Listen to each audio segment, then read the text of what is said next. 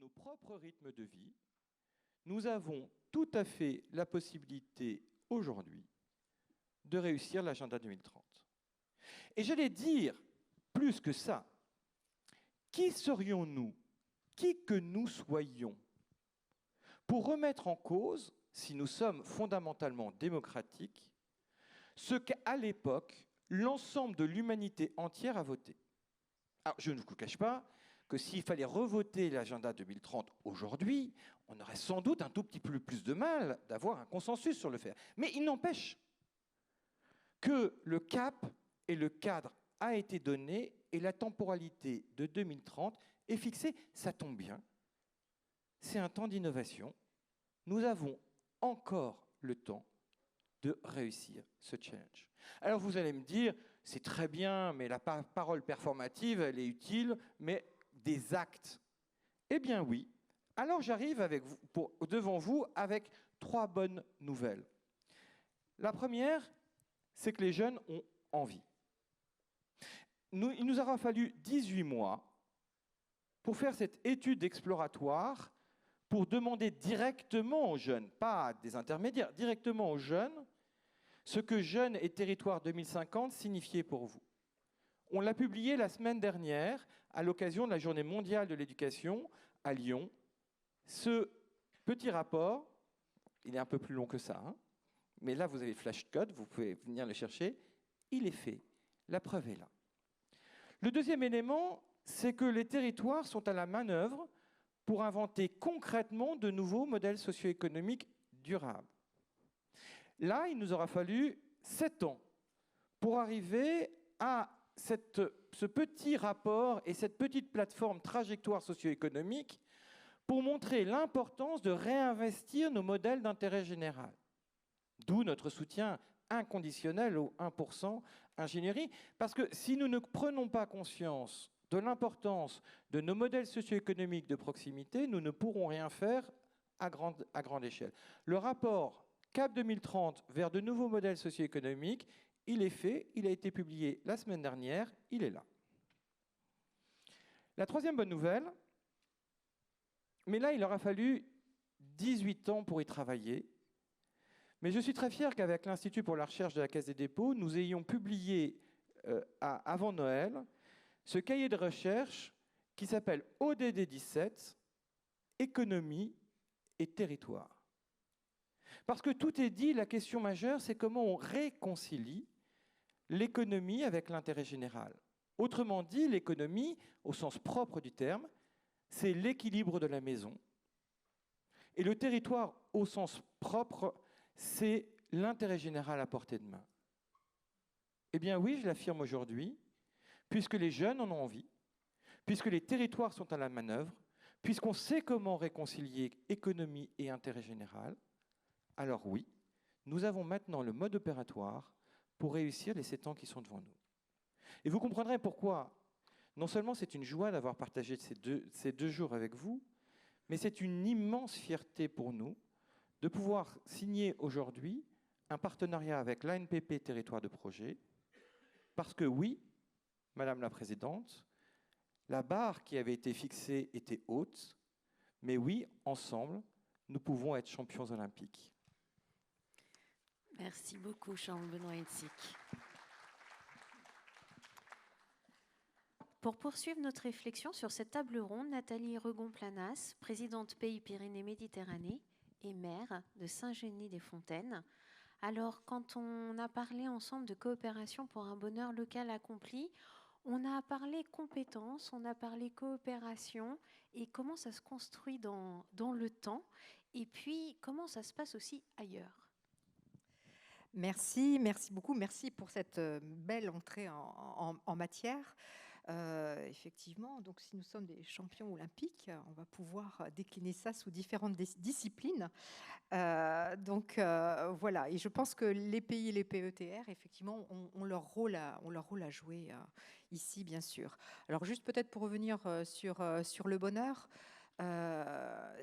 Si le bonheur est malgré tout une valeur intrinsèque sur laquelle Voilà, c'est vraiment la personne qui doit agir et qui doit vraiment faire le travail de ressentir ce qu'est le bonheur. Effectivement, nous pouvons, nous, collectivement, être des facilitateurs de ce bonheur et permettre une plus grande facilité à l'accès à ce bonheur.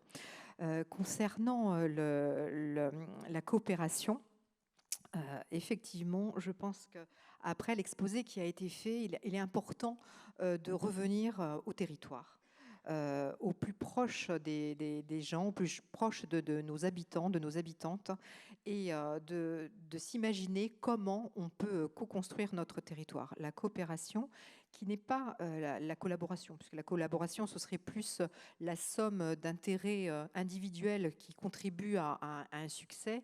La coopération, au contraire, elle va bien au-delà, puisqu'en fait, elle tisse et elle travaille, elle contribue à aller au-delà d'un objectif individuel. C'est vraiment un objectif collectif que l'on recherche. Donc cette coopération peut se traduire de différentes façons sur nos territoires. Sur le pays Pyrénées-Méditerranée, le pays que j'ai la joie de présider depuis plus de 2 ans maintenant. Effectivement, je pense que la coopération est dans notre ADN. Par exemple, nous avons 110 km de frontières avec l'Espagne, avec la Catalogne Sud, et nous avons à disposition un outil qui s'appelle un outil européen, c'est le POCTEFA, qui permet en fait de mobiliser des fonds pour travailler avec nos homologues de la Catalogne Sud, et c'est un outil puissant qui permet des coopérations sur des thèmes très variés, mais très très très précis, et sur lesquels on peut décliner ensuite beaucoup de choses, notamment sur le domaine de la biodiversité, mais aussi nous avons travaillé sur une race bovine commune, par exemple. Donc c'est vraiment du concret que nous pouvons faire sur nos territoires. Ensuite, je parlais effectivement de compétences par rapport à la coopération, parce que s'il y a bien une compétence que peuvent développer les pays PETR, c'est bien cette coopération. Nous ne travaillons qu'en coopération, finalement. Nous ne savons pas travailler seuls au pays. Nous travaillons avec les acteurs du territoire, qu'ils soient publics, qu'ils soient privés. Et c'est vraiment dans cette démarche-là, dans cette dynamique-là que nous développons nos projets. Par exemple, le pays est aussi un GAL, donc le programme Leader qui est développé sur notre territoire permet aussi des coopérations. Nous avons pu le faire aussi sur différentes thématiques, que ce soit sur le crabe bleu de Méditerranée, par exemple. Alors là, c'était une coopération un peu plus éloignée, puisque c'était avec la Tunisie, et aussi un programme qui s'appelle Montado, qui en fait a permis de travailler sur l'agro-silvopastoralisme entre le Portugal, l'Espagne et notre territoire. Donc, mais tout ça est possible s'il y a une animation. Et cette animation, elle est portée aussi au cœur des territoires, et elle est portée par nos chargés de mission qui assurent la bonne dynamique de cette coopération au long cours, parce que parfois ce sont des coopérations qui peuvent durer 2-3 ans, et il est important de pouvoir en assurer le bon fonctionnement jusqu'à l'aboutissement, jusqu'à ce que finalement on décide que la coopération est arrivée à son terme. Donc là, je voudrais vraiment remercier sincèrement tous nos chargés de mission, hommes, femmes, qui vraiment s'impliquent sur nos territoires pour que cette coopération et pour que ce travail en collectif fonctionne au mieux. Et peut-être pourriez-vous nous dire un mot sur la manière dont ces coopérations évoluent, la manière dont un pays, les communes ont des compétences, et puis comment ces compétences vont pouvoir évoluer au regard de la coopération dans le cadre du pays? Alors effectivement, au-delà de structures comme ce que peuvent proposer les fonds européens, il y a aussi une autre forme de coopération qui se dessine et qui peut en fait se tisser entre une commune spécifiquement et le pays. C'est aussi ce que nous avons sur notre territoire, avec une commune en particulier qui souhaite développer ses compétences et du coup, on travaille sur une feuille de route avec eux pour pouvoir effectivement travailler et faire en sorte de leur apporter aussi tous nos savoirs au sein du pays. Donc effectivement, ça peut se décliner de différentes façons. Et ce que j'aimerais quand même souligner, c'est que effectivement, la coopération en tant que telle pourrait devenir une véritable compétence sur nos territoires de nos pays et PETR. Merci beaucoup pour ce témoignage très concret. Et pour poursuivre dans l'expérience de nos territoires, Jacques Chabot, président du CDC4B Sud Charente et président du pays Sud Charente. Si vous voulez bien nous parler de la manière dont se construit cette coopération, vous m'avez dit 10 ans. Avec différentes étapes, comment on coopère entre l'intercommunalité et le pays. Et puis, un exemple auquel on ne s'attendait pas forcément au niveau professionnel, mais je laisse un peu de mystère et je vous passe la parole. Merci, mesdames, messieurs, bonjour. Merci pour cette invitation. Alors, c'est vrai que j'ai une double casquette. J'ai une casquette président d'intercommunalité, représentant de l'Interco de France. Et puis, j'ai une casquette aussi, alors je ne suis pas vice-président, je suis vice-président du pays Sud-Charente qui regroupe 2 EPCI très rurales, une à 40 communes, l'autre à 50 communes. Donc, on est au niveau du pays à 90 communes. Alors, on parlait, Madame la Présidente parlait de coopération et de bonheur, je les titre, un bonheur local accompli. Nous, en fin de compte, le pays, il a une assez longue histoire avec un départ d'un syndicat à casquette multiple qui gérait l'économie, le tourisme, des bâtiments, des piscines, des stades et ainsi de suite. Et puis l'évolution, l'arrivée des intercommunalités. Et à ce moment-là, parce que je pense qu'il faut dire les choses relativement clairement, c'était pas forcément la coopération, c'était pas forcément le bonheur sur le territoire entre les intercos, puisqu'il y en avait plusieurs à cette époque-là, et puis le pays Sud-Charente, parce que très clairement, quand on parle de compétences pures, ben on était arrivé à un stade où on se marchait sur les pieds un petit peu. On se marchait sur les pieds et il était temps certainement de clarifier les choses. Alors cette clarification s'est faite tout au long des années, ça n'a pas été quelque chose de brutal, hein. C'était une réflexion qu'on a menée pratiquement sur 7 ou 8 ans, pratiquement 10 ans, pour arriver à aujourd'hui une situation qui est claire, nette, et là où effectivement on parle de coopération et on parle de bonheur, entre guillemets, au niveau des élus, mais qui rejaillit bien sûr sur l'ensemble de la population et du territoire, puisque aujourd'hui c'est très clair. Les compétences des EPCI sont très claires et la réflexion que l'on a menée tout au long de ces années, c'est tout simplement une réflexion de se dire on a des compétences au niveau des EPCI et à un moment donné, quelle réflexion sur l'élargissement, puisque certaines compétences n'ont pas de sens sur un périmètre EPCI pur, et il faut élargir un petit peu le périmètre pour que ces compétences prennent du sens. Donc c'est cette réflexion qui nous a animés.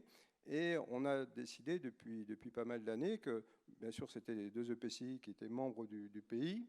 Les 2 présidents d'EPCI sont vice-présidents. Et on a 2 compétences principales au niveau du pays Sud-Charente. C'est la gestion des problématiques de santé au niveau du pays, donc des 90 communes, et aussi la gestion de la forêt, entre guillemets, puisqu'on a une forêt qui a été touchée, c'est plus récent, en 2022, très fortement par des incendies. Et donc, on se retrouvait dans une situation où à la fois les communes du territoire et à la fois chaque EPCI n'étaient pas en compétence d'assurer la défense incendie de nos propres territoires. Et donc, il fallait réfléchir à un niveau supérieur, donc à un niveau pays. Et c'est là où, effectivement, je rebondis sur les propos de Madame la Présidente, c'est là où l'intérêt de coopérer, de voir un peu plus large et d'avoir un dialogue vraiment constructif et apaisé, parce que on peut se le dire que des fois c'est pas forcément apaisé, mais je crois que c'est vraiment pour le bien du territoire. Enfin, nous, la réflexion, c'est vraiment pour le bien du territoire, et se dire, ben, aujourd'hui, on a des EPCI qui fonctionnent, et on a un pays qui fonctionne, on a un niveau de coopération entre ces deux niveaux de collectivité qui est sans faille, entre guillemets. Alors, ça nous permet d'être plus efficients sur nos politiques, ça nous permet d'avoir des débats tranquilles, apaisés, et de pouvoir réfléchir un peu plus à long terme sur certaines compétences ou des évolutions de fonctionnement. Et je crois que c'est cette forme de débat et cette forme de bonheur, si je reprends le titre, qui nous permet aujourd'hui d'envisager d'autres coopérations. Alors, on a aussi des coopérations, comme le disait Madame la Présidente, avec la région Nouvelle-Aquitaine, parce que c'est le pays qui contractualise pratiquement pour toutes les contractualisations avec la région Nouvelle-Aquitaine. On porte un GAL aussi au niveau du pays. On a un contrat de territoire avec la région sur l'économie, sur d'autres points. Donc, vous voyez qu'en fin de compte, le fonctionnement EPCI, pays est vraiment quelque chose d'intégré, quelque chose de réfléchi, de voulu. Et aujourd'hui, ça fonctionne bien. Alors, on ne s'interdit pas d'aller plus loin non plus dans la réflexion. Et c'est l'exemple que je voulais donner, c'est que depuis 2 ou 3 ans, on a décidé de travailler au niveau du pays, non pas au niveau des EPCI, mais tout est lié, mais au niveau du pays Sud-Charente, sur le développement d'une filière aéronautique, mais principalement tournée sur la partie ballon, la partie montgolfière, ainsi de suite. Et cette réflexion, pareil, chaque EPCI a commencé à avoir une petite réflexion sur ce sujet. Et puis à un moment, on s'est dit, mais ça n'a pas de sens. Développer une filière économique sur un territoire rural de 40 communes, ça n'a pas de sens. On a un intérêt commun à élargir cette réflexion et à porter cette réflexion au niveau du pays, même si, pour être administratif, même si la compétence pure et économique n'est pas au pays. Mais ça ne nous empêche pas d'aller plus loin et de dépasser ça et de réfléchir au niveau du pays sur le développement d'une filière économique. Et c'est ce que nous avons fait. Nous avons travaillé 3 ans sur le développement de cette filière. Et aujourd'hui, il y a une association qui s'est créée avec un financement de porteurs de projets, avec un financement de chargés de mission spécifique là-dessus. Ce qui veut dire qu'aujourd'hui, dans le fonctionnement, si on prend le terme de coopération et le niveau de bonheur local, ben, ça veut dire que oui, effectivement, on a mis longtemps, mais aujourd'hui, nous y sommes arrivés. On a une coopération sans faille, je le répète, très apaisée entre le pays et les intercos. Je répète aussi que ça n'a pas toujours été le cas, mais à la fois, les choses sont claires, et à la fois, c'est un niveau, entre guillemets, si je peux m'exprimer ainsi, de réflexion où on peut se laisser le choix d'innover, d'aller plus loin, et de toujours essayer de faire en sorte de faire avancer notre territoire. Et on n'a pas un regard pur et dur en disant la compétence elle est là ou la compétence elle est de l'autre côté. On est vraiment sur un travail en commun, sur une coopération, sur une réflexion. Et le tout, c'est d'être efficient sur nos politiques, que ce soit au niveau de l'EPCI ou que ce soit au niveau de pays. Pour nous, il n'y a pas d'ambiguïté là-dessus et ça fonctionne bien. Donc le terme bonheur est plutôt bien choisi. Merci beaucoup pour ce témoignage de la construction de cette coopération et vers où elle peut conduire de manière très opérationnelle et puis politique, puisque vous en êtes la preuve. Alors, le temps de parole à la salle est arrivé. Quelles sont les questions que vous voulez poser à nos intervenants de cet après-midi ?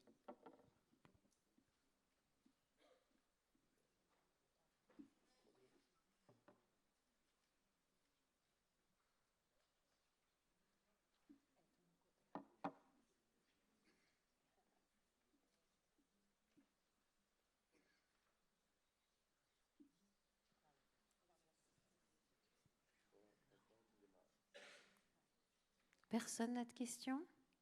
C'est notre première au cours de la journée. Vous avez été très très clair. Vous avez été très très clair. Alors peut-être une question de ma part sur la manière dont vous articulez les différentes coopérations qu'il y a sur votre territoire. Parce que quand on parle coopération, depuis quelques ateliers, on parle de coopération au sens large. Et peut-être est-ce que vous pourriez nous donner un ou deux exemples d'articulation de type de coopération sur vos territoires respectifs?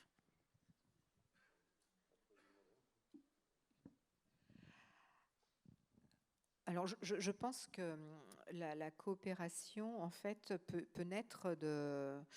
Voilà, je regarde, par exemple, on se dit, bah, bien, tous les deux, on a une chemise à rayures. Elles n'ont pas grand-chose à voir, mais quand même, c'est des chemises à rayures. C'est peut-être le début d'une coopération.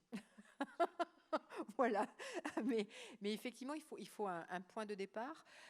Ensuite, l'articulation entre les coopérations, elle n'est pas forcément évidente a priori, parce qu'en fait, les sujets de coopération peuvent être très, très, très variés sur des temps qui sont aussi différents. Et donc, il n'y a pas forcément d'articulation. Ce qui est important, je pense, quand on commence à travailler sur une forme de coopération, quelle qu'elle soit, c'est la gouvernance. Ça, oui, il est très important, effectivement, d'être au clair par rapport à la gouvernance. Et pour qu'une coopération fonctionne, c'est aussi que tout le monde soit au même niveau. C'est-à-dire qu'en fait, il n'y a pas de supériorité dans les choix des acteurs. C'est vraiment de mettre tout le monde voilà, vraiment au même niveau, sans concurrence, même s'il peut après y avoir bien sûr des débats, mais en tout cas avec un point commun, un objectif commun, c'est de travailler ensemble. Ensuite, voilà, pour l'articulation, je ne sais pas si vous voyez des points d'articulation possibles, peut-être, mais les coopérations peuvent être vraiment très différentes les unes des autres. Vous illustrez parfaitement deux choses qui pour nous sont très importantes. C'est finalement de bien déterminer quel est le niveau de la coopération et finalement qu'est-ce que ça produit comme résultat, cette coopération. D'abord, il faut bien distinguer trois niveaux de coopération. Le premier, c'est le dialogue en confiance. Et ce n'est pas si simple que ça. Être capable de se dire les choses, finalement, y compris ses fragilités, y compris le fait qu'on est d'accord ou pas d'accord, y compris le fait qu'on partage ou pas les mêmes valeurs, mais qu'on soit capable de le dire, de l'exprimer. Ça, c'est déjà un vrai... finalement, c'est une vraie étape, un vrai objectif de coopération. Faire de l'entre-soi, c'est facile. On partage les mêmes valeurs. Pas très compliqué. Hein. Je pense que dans la salle qui est ici, pas très compliqué qu'on soit d'accord. Mais ce n'est pas ça le dialogue en confiance. L'intérêt général, c'est l'entre-tous, y compris celui que je déteste. Mais c'est ça l'intérêt général. C'est ça nos territoires. Donc comment on décide de faire un dialogue en confiance? Ça, c'est une première façon de faire de la coopération. Et c'est déjà un très grand pas. Il y a une deuxième et une troisième niveau qu'il ne faut pas confondre, et qu'on confond souvent. C'est la co-construction et la co-gestion. Ça n'a rien à voir. La co-gestion, qui est l'ultime de la coopération, c'est on gère ensemble. La co-construction, c'est qu'on agit ensemble. Et pourquoi ça n'a rien à voir? Parce qu'on voudrait tout de suite être dans la co-gestion. Mais si on est dans la co-gestion, c'est qu'on privilégie d'abord l'entre-soi. Et avant de faire de la co-gestion, il faut faire de la co-construction. C'est-à-dire d'agir ensemble. Parce que c'est ça qui va nous permettre de savoir quelles sont les justes règles de gouvernance qui vont permettre à chacun d'être autour de la table. Et vous savez, j'ai souvent l'habitude de dire, il faut qu'on invente quelque chose entre ne sont autour de la table que ceux que j'invite et tout le monde autour de la table a finalement le même poids. Lorsque nous n'avons, avec la ministre Jacqueline Gouraud, co-construit la Fondation des territoires, dont Jean-Paul Delevoye parlera tout à l'heure en tant que président, on avait eu une règle très claire. Tout le monde a la même légitimité autour de la table, mais tout le monde n'a pas le même poids. Puisque ça allait d'une PME territoriale jusqu'à la ministre, il était hors de question de faire croire que la facilité ou la difficulté à faire émerger cette fondation des territoires était la même pour chacun. Et je pense que ça, c'est un élément déterminant. Est-ce qu'on est dans le dialogue en confiance? Est-ce qu'on est dans la co-construction, on va agir ensemble? Ou est-ce qu'on est dans la cogestion? Et d'ailleurs, avant que le président Delevoye puisse reprendre la fondation des territoires de plein exercice, il nous a fallu 5 ans de co-construction. Il a fallu agir, commencer. On a lancé le programme chef de projet innovation territoriale pour montrer qu'on produisait quelque chose ensemble, parce qu'effectivement, les 21 cofondateurs avaient quelque chose à apporter de différent, mais on a commencé par agir avant d'aller vers une gouvernance commune. Et le deuxième élément sur lequel je voudrais m'attarder, c'est finalement qu'est-ce que ça produit. Ça produit 4 choses essentielles. D'abord, ça produit des débats apaisés, je l'ai entendu. Pouvoir dire à quelqu'un que je ne suis pas d'accord avec lui, sans lui dire que c'est vraiment le dernier des idiots, parce que franchement, ces valeurs, je ne peux pas les supporter, c'est faire de la démocratie tout simplement. Donc retrouver notre capacité à accepter que l'autre ne pense pas comme moi, retrouver le sens d'un débat contradictoire sincère et réel, c'est indispensable et c'est déjà le premier résultat. Le deuxième résultat, et on l'a vu ce matin, c'était passionnant, ce qui a été évoqué sur FIJAC, la sémantique. Dans nos travaux de recherche, au bout de 7 ans, en 2012, on a commencé à faire ce qu'on a appelé le dictionnaire des praticiens. Parce que je peux vous dire que quand vous avez autour de la table un élu, un agent, un ministre, un dirigeant de PME, un dirigeant de grande entreprise, un dirigeant associatif, une initiative citoyenne et un acteur académique, vous avez intérêt à savoir le mot que vous allez utiliser. Nous, on a souvent utilisé le terme de Spunz, d'accord ? Parce que sinon, il y a les mots valises, alors, chacun va croire qu'il sait ce que ça représente pour les autres, et en fait, pas du tout. Or, ce qui est passionnant dans ces sujets-là, c'est que quelque part, dans la diversité de l'imaginaire de chacun des profils que je viens de décrire, il y a une partie de la réalité du mot. Hier, on a évoqué la question, l'ingénierie du dernier kilomètre des solutions versus l'ingénierie du premier kilomètre des besoins. Ça n'a rien à voir. Mais si on ne l'expose pas, si on ne l'explique pas, si on ne le fait pas comprendre, ça n'a absolument aucune capacité de pénétrer chez l'autre. Le nombre de débats auxquels on a assisté, où les gens croyaient qu'ils s'entendaient, mais en fait, le mot qu'ils utilisaient, il n'avait pas la même résonance pour l'un et pour l'autre. Le mieux, je me souviens très bien, petite anecdote, un dirigeant d'entreprise avec un président associatif il y a quelques années, je les retrouve, je les connais bien tous les deux, je me rapproche, je les écoute, ils me disent « Cher Benoît, ça n'a pas parlé depuis 3 minutes, tu es malade ?» Je lui dis « Non, c'est passionnant. Vous êtes en train de parler de la question sociale. » L'un parlait du dialogue social et l'autre de la question de la cité. Ils n'avaient pas compris qu'ils ne parlaient pas de la même chose. Que l'un parlait à l'intérieur de son organisation et l'autre sur l'ensemble de la cité. Et pourtant, je peux vous dire, le débat était passionnant, sauf qu'en ressortant, comment on peut agir si on ne sait pas ce que veut dire le mot, non pas pour moi, mais pour l'autre. Le troisième élément, c'est la méthode. La méthode en commun. Qu'est-ce qu'on va pouvoir justement faire ensemble qu'on ne pouvait pas faire seul? Et la méthode, elle ne vient que à ce niveau-là. Et ce qui devient génial après, et c'est ce que vous venez de décrire, Monsieur le Président, c'est l'infrastructure en commun. Parce que là, on va pouvoir en commun être capable d'avoir les fondements. Or, si vous réfléchissez en France, on a une question, on commence à créer une infrastructure. De l'infrastructure, on va faire une méthode universelle. De la méthode universelle, on va utiliser des mots qu'on croit être universels eux aussi.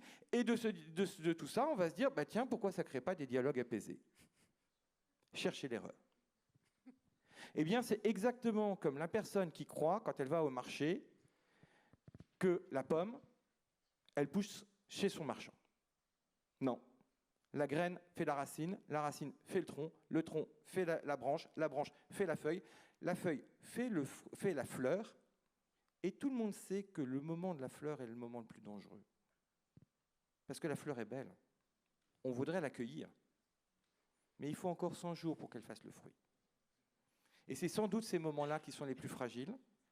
C'est sans doute ce que nous sommes en train de vivre aujourd'hui. Nous aurions la possibilité de pouvoir réussir.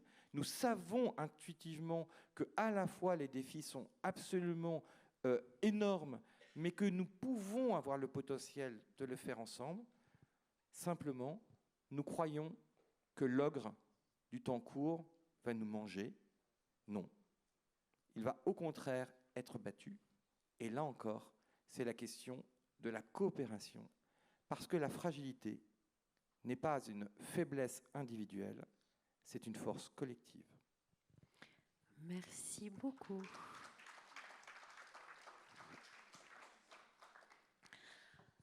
Alors, sauf, est-ce qu'il y a des questions?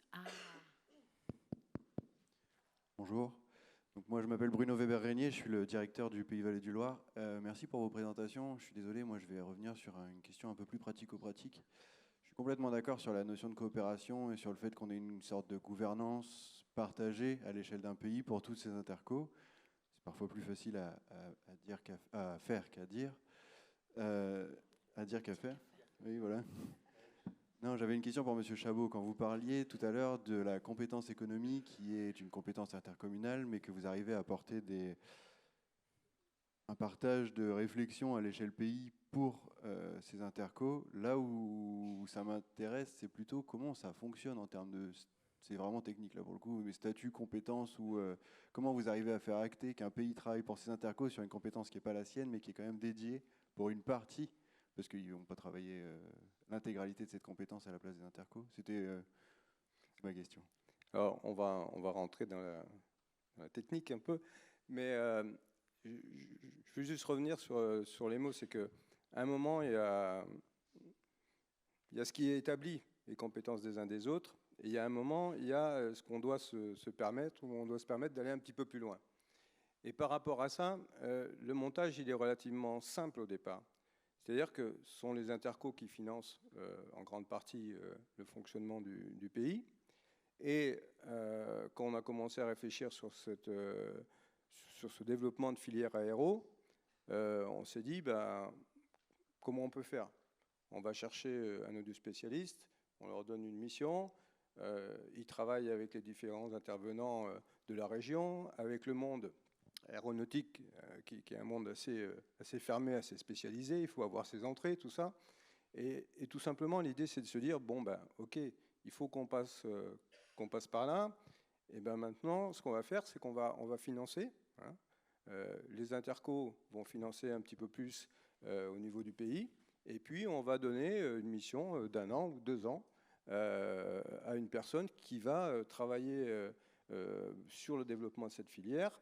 Alors, avec le chargé de mission au pays, mais aussi avec les chargés de mission des 2 intercos, avec des réunions régulières. Après, on repasse au niveau des élus, voilà. Et on a travaillé comme ça. Ce qui veut dire qu'on sait très bien que la compétence éco pure allait au niveau des EPCI, mais ça ne nous a pas empêché d'aller financer, de se dire ça, non, ce n'est pas pertinent au niveau d'un seul EPCI. On va le faire au niveau du pays.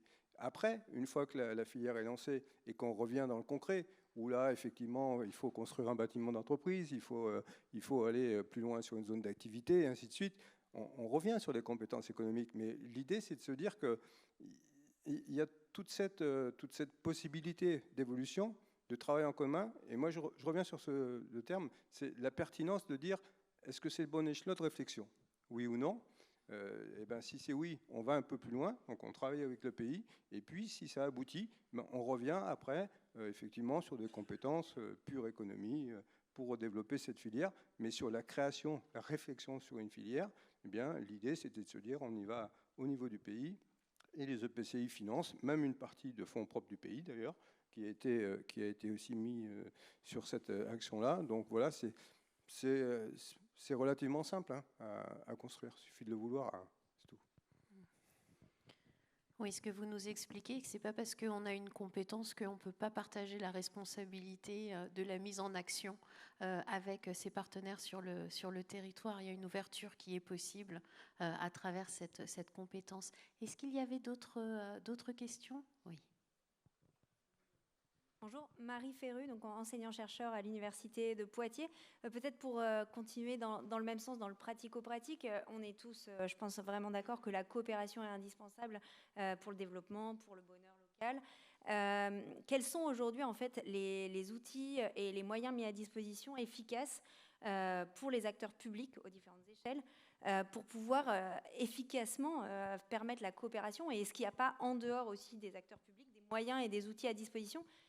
On est tous d'accord qu'il en faut, mais je pense qu'on est tous aussi conscients de la difficulté à faire émerger la coopération et de ne pas trouver les moyens ou les méthodes, les outils adéquats en ce moment. Voilà. Je veux bien répondre à cette question, puisque, comme je le disais, il nous a fallu 7 ans. Et s'il nous a fallu 7 ans pour faire la plateforme trajectoire socio-économique et faire le rapport que nous venons de publier sur la question vers de nouveaux modèles économiques, c'est parce qu'on est parti que d'expériences de terrain comme celles qui viennent de nous être décrites, c'est-à-dire comment concrètement on peut faire. Donc il n'y a pas de solution magique et de couteau suisse, ça n'existe pas. En revanche, il y a des repères, et un repère qui est pour moi absolument fondamental, c'est justement le retour à la compréhension de ce qu'est un modèle socio-économique. D'abord, l'économie au sens propre, c'est l'équilibre de la maison. Ça n'a rien à voir avec la financiarisation qui a été la dérive à partir des années 70. L'équilibre de la maison, il nous concerne tous. Et si on regarde un peu attentivement, l'équilibre de la maison, il est basé sur 3 piliers fondamentaux. D'abord, et on vient d'en parler, les compétences. Et je ne parle pas des compétences au sens qu'est-ce que j'ai le droit de faire, la réalité de ce que je sais faire, du talent des femmes et des hommes qui constituent un projet. Et ça, c'est la première richesse. Et d'ailleurs, c'est pour ça qu'on l'a appelé les richesses humaines et pas les ressources humaines, dans la mesure où ce n'est pas juste un outil qu'on tire, c'est une capacité finalement d'engagement, une capacité de créer, d'inventer les solutions qui sont absolument essentielles. C'est le premier pilier. Le deuxième pilier, c'est effectivement la question de la ressource financière, de combien je dispose. Mais c'est là où on s'est dit, durant tout le XXe siècle, on a été dans l'opposition capital-travail, etc. Ça ne nous a pas amené bien loin, en fait. Pourquoi ça ne nous a pas amené bien loin? Parce que si on ne prend que ces 2 piliers, on est dans la seule question de la performance. Si on veut dépasser la question de la performance pour aller vers la pertinence, est-ce que ce que je fais a du sens durablement? Il faudra intégrer un 3e pilier qui est essentiel, qui est cette question des alliances stratégiques. Parce que je peux être très performant, je peux avoir une relation capital-travail absolument génialissime, mais si je suis en plein cœur du désert, vous pouvez faire exactement ce que vous voulez, ça n'a aucun sens. Moi, je viens de Champagne. En Champagne, notre cep de pinot noir, quand on le plante, d'accord, il produit un excellent vin, mais je sais que si je vais chez mes amis bourguignons ou chez mes amis alsaciens, ça va être un vin radicalement différent. Donc la question de l'alliance, comment je crée un lien avec mon écosystème pour savoir quelle est la valeur de ce que je fais, et finalement, ce n'est pas moi qui vais autodéterminer ma valeur, c'est ce que les autres vont faire. Et ça, c'est ce que nous avons outillé durant 18 ans, qui est aujourd'hui, à travers la plateforme Trajectoire socio-économique, qui a été lancée avec la ministre Prisca Thévenot quand elle était ministre de la Jeunesse et de la vie associative en octobre dernier. C'est vraiment le fruit de l'expérience des acteurs dans leur capacité. Que l'on soit une entreprise comme La Poste, que l'on soit une association comme la FM Téléthon, que l'on soit une collectivité territoriale comme Paris-Est Marne-et-Bois ou la métropole de Lille ou Montargis. Comment je mets en partage ce qui a fait en sorte que j'ai pu trouver un équilibre de ma maison en ayant les bonnes compétences au sens humain du terme, en ayant les bonnes stratégies d'alliance, et c'est ces 2-là ensemble qui m'ont permis d'avoir le financement. En stratégie, on dit qu'il y a 3 grandes stratégies. La stratégie du plus fort, il faut être le plus fort durablement. C'est très très dur, la stratégie du plus fort. Chapeau pour ceux qui essayent. Hein. Bon, elle ne va pas très loin parce qu'on finit toujours par tomber. Il y a le plus agile. Hein, ça, c'est la stratégie judo. Ça, c'est finalement, tous ceux qui ont fait du judo savent que c'est pas le plus fort qui gagne, c'est celui qui sait utiliser la force de l'os pour le faire tomber. Ça, c'est super, mais il faut savoir sauter le 6,16 m à la perche. Que font les autres? Eh bien, c'est là où on a travaillé justement, et encore une fois, tout ça est outillé, documenté sur cette plateforme Trajectoire socio-économique. On a travaillé sur ce qu'on a appelé la stratégie du salami. La stratégie du salami, c'est simple. Tout le monde a envie d'avoir le salami, et autrement dit, dans le modèle socio-économique, tout le monde a envie d'avoir le financement. Comme tout le monde a envie de faire le financement, soit on est le plus agile, soit on est le plus fort, mais si on n'est ni l'un ni l'autre, il faut être le meilleur ami des 2 tranches de pain. C'est-à-dire des compétences qui sont mobilisées pour agir et des alliés qui permettent de dire « voilà la valeur réelle de ce que je suis en train de faire ». Et là, on retrouve le sens de l'intérêt général. Ce n'est pas moi qui définis ma propre performance, ce n'est pas moi, encore moins moi, qui détermine ma propre pertinence, mais c'est bien les acteurs avec lesquels je travaille, que ce soit à l'intérieur de mon organisation ou que ce soit à l'extérieur de mon organisation. Tout ça est documenté et ce n'est pas de la théorie, c'est de la pratique. C'est plus de 500 dialogues de gouvernance, travaux durant des années pour comprendre comment ceux qui avaient réussi à créer des vraies alliances d'intérêt général, à dépasser leur propre intérêt, ce que vous disiez sur les EPCI qui comprennent que le pays n'est pas juste une strate complémentaire, mais permettent de faire alliance ensemble. Et chacun a sa juste légitimité. Eh bien ça, tout ça est documenté, et je vous invite à regarder Trajectoire socio-économique et le rapport vers de nouveaux modèles socio-économiques, parce que tant qu'on n'aura pas compris que si on n'a pas des modèles socio-économiques d'intérêt général, dans lesquels on investit, tant qu'on n'aura pas compris que pour pouvoir être en capacité de transcender ce qu'on est en train de faire, il faut que nous soyons au plus près du terrain pour pouvoir soutenir cette innovation territoriale dont on a tant besoin. Et l'innovation territoriale, ce n'est pas les grands trucs qui après vont transformer tout le truc. J'étais très marqué de l'intervention du maire ce matin qui, avec ses 150 habitants, à son échelle, avait réussi à faire venir une start-up de 10 personnes en lui disant « Tu sais, t'es sûr que tu veux venir parce que ça va être compliqué ?» Mais c'était à taille humaine. C'est ça qu'on doit réussir. C'est ça l'innovation territoriale. Ce n'est pas celle qui demain va faire bling-bling partout et qu'on va voir dans le monde entier. Et il faut revenir à taille humaine, le territoire et l'intérêt général à taille humaine, l'intérêt général à portée de main. Tant que nous ne sommes pas capables de comprendre qu'il faut d'abord avoir un intérêt général à portée de main, nous ne pouvons pas rêver d'avoir un imaginaire collectif. Et donc, reconstruisons notre imaginaire à partir de la confiance que nous donnons à chacun d'entre nous, et en particulier aux plus fragiles d'entre nous, que nous ne sommes pas là pour les aider, que nous avons besoin d'eux pour construire un avenir en commun. La force d'une chaîne, c'est le plus fragile qui la détermine. Tant que nous n'aurons pas compris que les plus fragiles d'entre nous sont une force collective, tant que nous n'aurons pas compris que c'est ça que nous devons en priorité faire, et que nous croyons que c'est des grands trucs qui vont se déployer à l'infini, nous n'aurons pas compris que l'humanité, elle est d'abord incarnée.